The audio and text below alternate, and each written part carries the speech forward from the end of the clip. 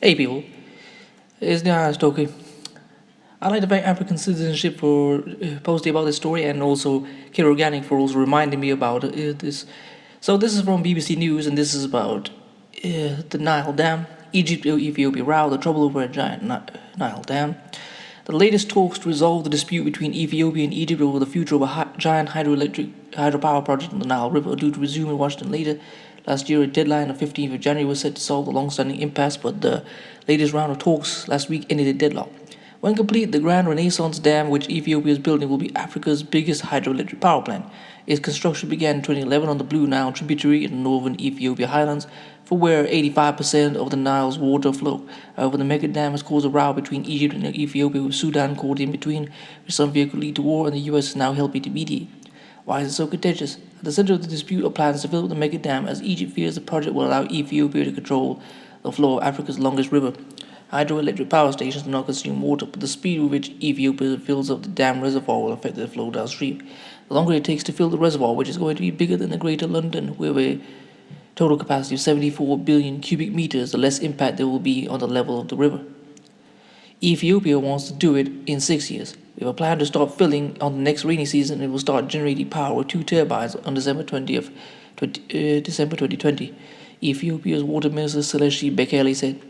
But Egypt has proposed a longer period so the level of the river does not dramatically drop, especially in the initial phase of filling the reservoir.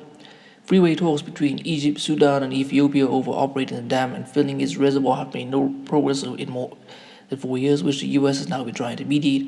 After the of the talks last week, Mr. Saleshi accused Egypt of having no intention of reaching a deal. I don't think when the Egyptians came here, they came being ready to reach an agreement, Mr. Saleshi told the BBC's Kalkidan Yibeltal.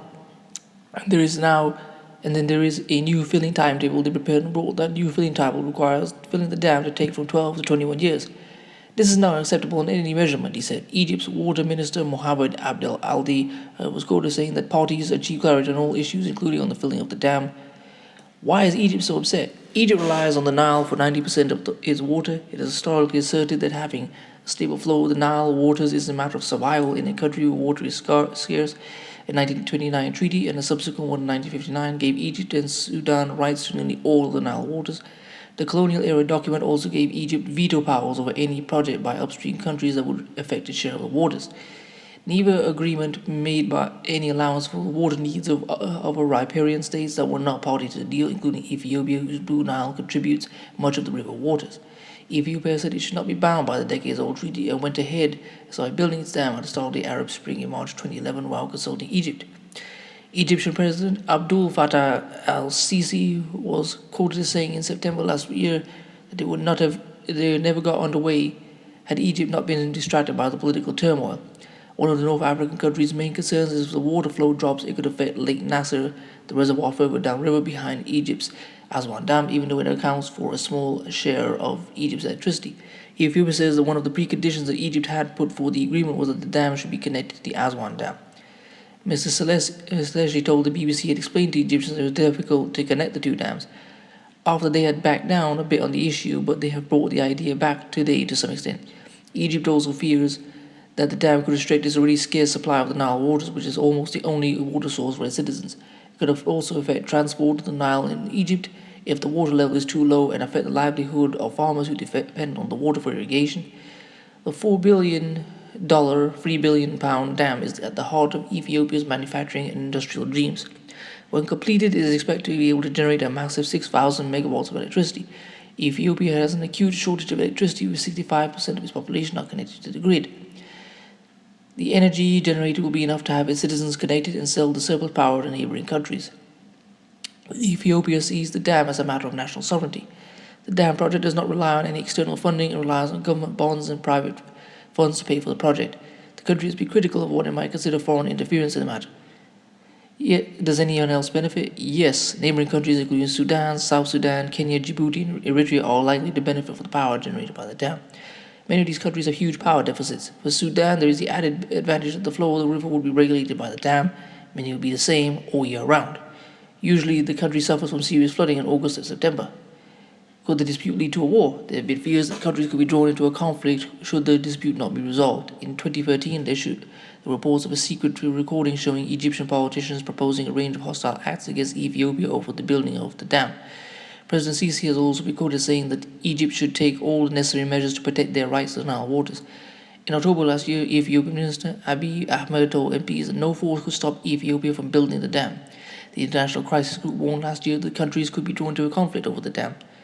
The fact that the US intervened shows the seriousness of the situation and the need to break the deadlock.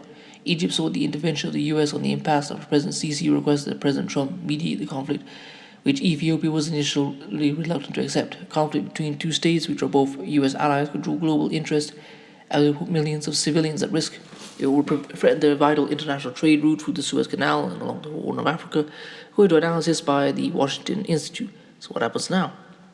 The next step will be for the water ministers, along with their country's foreign ministers, try and come to a deal before the deadline set last year, 15th January.